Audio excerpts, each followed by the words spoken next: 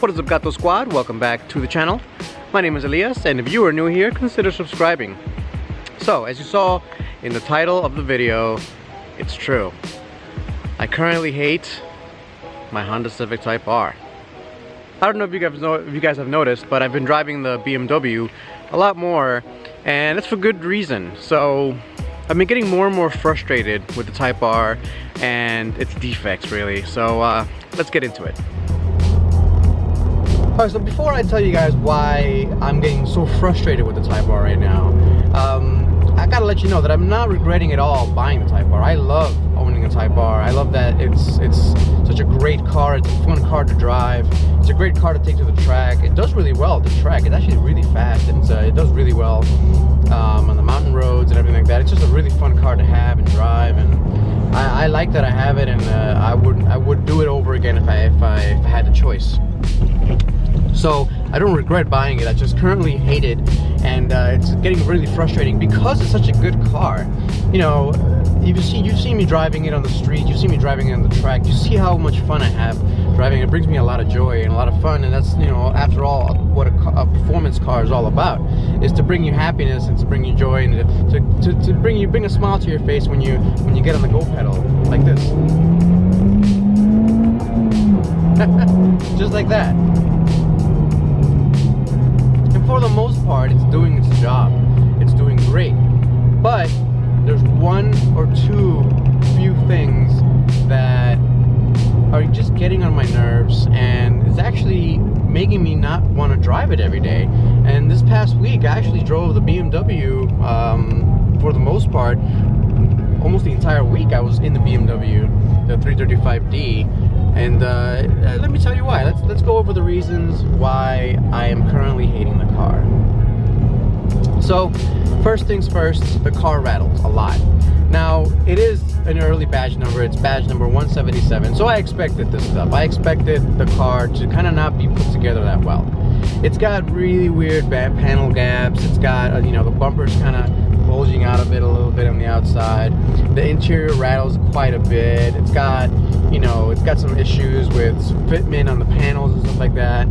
So yeah, you know, those are some problems that you're gonna get with a first production car. And honestly, I don't really care about the cosmetic stuff that much. You know, it looks good from 5 feet away.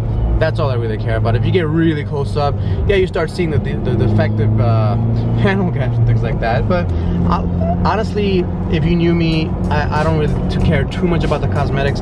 As long as the car looks great from about 5 to 10 feet away, that's all I really care about. I do love looking at the car. I just don't really care about the minute little details of it. That's why you don't see me going crazy waxing and detailing the car every day or something like that. That's, first of all, I don't have time for that, and second of all, I don't, you know, to each their own. But that's just not for me. It's just not for me. For me, I enjoy driving the car. I enjoy going out and on the track driving the car. Hopefully next year I'll be getting my racing license from the SCCA and doing a hill climb or 2 or 3. I'll be building out a race car, so stay tuned for that stuff. It's gonna be a lot of fun. So I got this car really to become a better driver, to understand better driving dynamics, and just to have a lot of fun in. So anyway, back to the problem. Sorry, I get sidetracked with this car. Yeah, I expected the car to rattle. I expected the car to give me some issues with the panel gaps and panel fitments and things like that. After all, it was built in England. That's just a joke.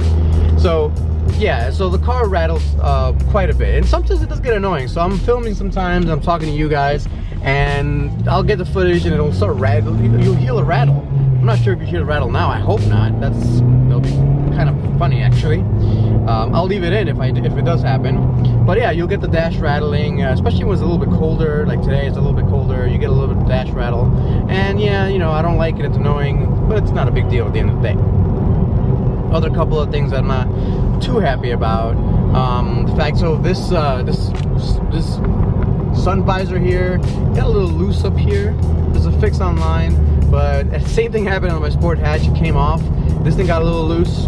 It happened too. You know, not really a big deal either. Again, more cosmetic stuff, but that actually is kind of a safety issue. If you're driving along, you have a sun visor open and it falls off, and it's like you're handling it, you're in the middle of the highway or something, you're not paying attention, you could get into an accident. I don't know. So that's a little bit more annoying. I fixed it now, so it's all good to go. So whatever. Another thing I don't like is the screen. So if you haven't noticed it, if you own a Type R, the screen, when it goes, let's say you're going into a tunnel, it'll go into night mode because the car thinks it's nighttime because it's less light. So it'll go into night mode, it'll flicker off and go on, and it'll turn itself into night mode. And then when it go outside the tunnel, it'll flicker off again and go on to day mode. But why does it need to flicker? Why can't it just smoothly transition from day mode to night mode? During that, so sometimes during that transition, it'll freeze and you'll stay without a screen for a good 30 seconds or something like that. That's pretty annoying. You know, I love the fact that it has Android Auto and it has, you know, it's pretty good at what it does. But the fact that when you sometimes I'm using it for navigation or something, and I need to get to a place I've never been to before, and I'm looking at it, and then I go into a tunnel, I lose my screen, and I'm like, where am I going? You know, it's something that's kind of annoying, and I didn't have that problem in the Sport Hatch. I think, you know, the Sport Hatch is a much simpler infotainment system, and there was no issues there. I'm just saying, there's a reason why I prefer that radio to this radio. So yeah, though that's a little issue, but again, don't really care that much about it. You know, that wouldn't make me hate the car by itself. No. So why is it that I hate the car? So the biggest reason is because I'm having a transmission problem. Now, if you guys saw I did post a video on me having problems with the car. At first, I didn't think too much about it. You know, it happened a few times. You know, first to second gear crunch. I'll explain to you what that is in a moment. But you know, I had a couple of first to second gear crunches. I didn't think, like I said, didn't think too much about it. I went to the dealership and said, hey, I'm having some issues with the transmission. It's got a little crunch. Let's see what we can do. Well, that was actually only 2 weeks ago. Time goes fast, especially when you have a performance car. That was about 2 weeks ago and 1,000 miles ago, and so now the car has 2,700 miles on it, and it's getting worse. It's getting much worse, actually. So it's getting so bad that and it happens so randomly that, you know, within a week it'll happen 2 or 3 times. That's a lot, and this crunch is pretty bad. Let me see if you guys can hear it. I'm going to post a little video here.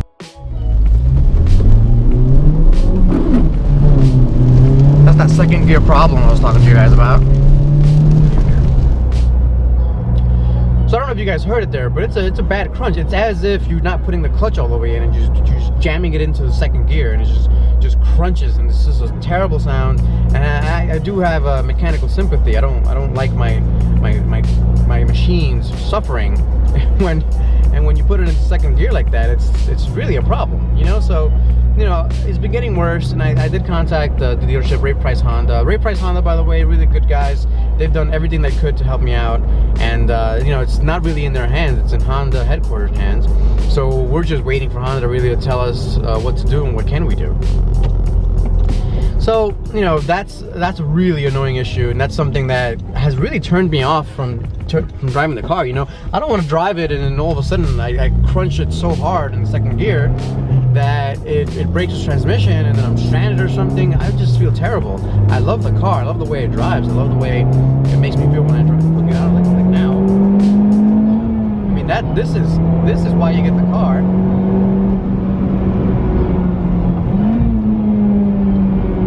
It's really fun. It's like one of the most fun to drive cars you can buy today, like I keep saying. It's just the big problem, and sorry about the sun here, see if you can see me better there. The big problem, like I was saying, is that it just happens randomly. I'll be at a stoplight going to the supermarket, going from first to second, and it crunches really bad there. Or I can go really hard on first gear and then grab for second gear and it'll crunch there. It happens most often when I drive it harder. So let's say I'm going from first to second and I'm driving first gear really hard and I push it into second. That's when it happens the most, especially on hotter days. So I'm not really too sure what it could be. I mean, it could be the transmission fluid. It could be the transmission itself being it could be the synchro could be off. It could be the synchro needs to be a different material or something. I really don't know. I really can't tell you. I haven't taken it apart to tell you, but it's definitely something that's random, and it just turns you off when that happens and you're having fun and you grab the second and it just crunches and you're like, oh, what did I do? And then you think it's your fault, you know, did I not shift correctly? Did I put the clutch all the way in? So you get kind of paranoid. I'm like, is it my problem? So you're kind of driving along, you're driving very carefully, and it happens again, so you know it's not your problem. So, you know, I went and looked at the forums, on the Civic X forums. I went on YouTube, a few other people. I know Honda Pro Kevin is having the same issue. And so on the Civic X forums, a ton of people are having the same exact first to second gear crunch issue. There's a second issue happening with my transmission, and a few other people are having the same thing, is the 5th to 4th lockout. So when I'm downshifting, so I'm going from 5th down to 4th gear, you know, I do everything as I normally do on every other manual shifted cars I've owned and still own, and I never had a problem with those. But on this one, sometimes from 5th to 4th, it'll lock me out of 4th. Actually, in yesterday's video, you guys saw that happening.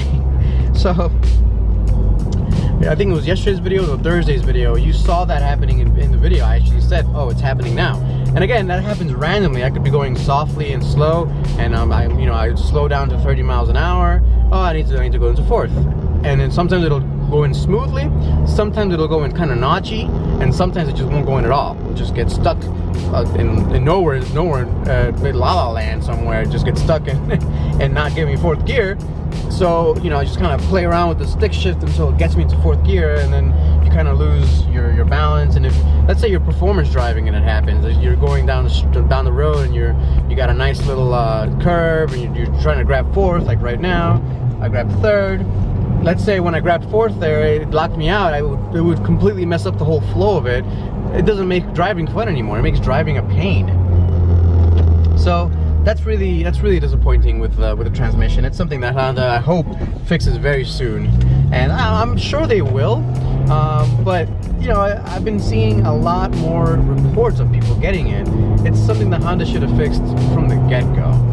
And yeah, I know it happens with the first batch of cars. Like I said, you know, first batch car problems. But it's something that's really getting annoying. And I haven't heard. Me and my techs, my mechanics from a Honda dealership, have not heard much from Honda yet. Couple of solutions that are being thrown around by the forum members and possibly some of the techs. You know, maybe the transmission fluid should be changed to something else. That's possible. Some people say that AMSOIL works to fix the problem. I don't know. We can't be sure, because some people are not having the issue at all. Some people's transmissions are working perfectly fine, and they drive it hard or they drive it soft. It doesn't matter. They've never had the issue. So it could be the problem. It could not be the problem. Some people are saying that some transmissions are just faulty, and just look at the serial number of the transmission to see if just there's a faulty batch and it needs to be replaced. That could be it. I don't know. And other people are saying that it's a clutch problem. It could be the clutch fluid is too close to the heat shield, or the turbo, or too close somewhere to the heat, and it blows the fluid, and then the clutch doesn't disengage properly. It could be the clutch. I mean, it could be the clutch itself. The clutch springs are not working properly. The flywheel itself, it could be, I don't know. I'm not sure. It could be any of those issues, any of those problems. I just hope that it gets fixed fairly soon, because I love driving the car. I want to drive it a lot more. As you can see, I drive it a ton. I've driven it a ton already. It's just that lately I've been driving it less, and it's because I'm frustrated with it. Anyway, I don't want to drag on here. I don't want to feel like I'm ranting or anything like that. I still love the car. I still, you know, I'm so happy that I have the car. I would definitely, like I said, do it over again if I had the opportunity to buy a Type R. Absolutely, I would definitely buy a Type R.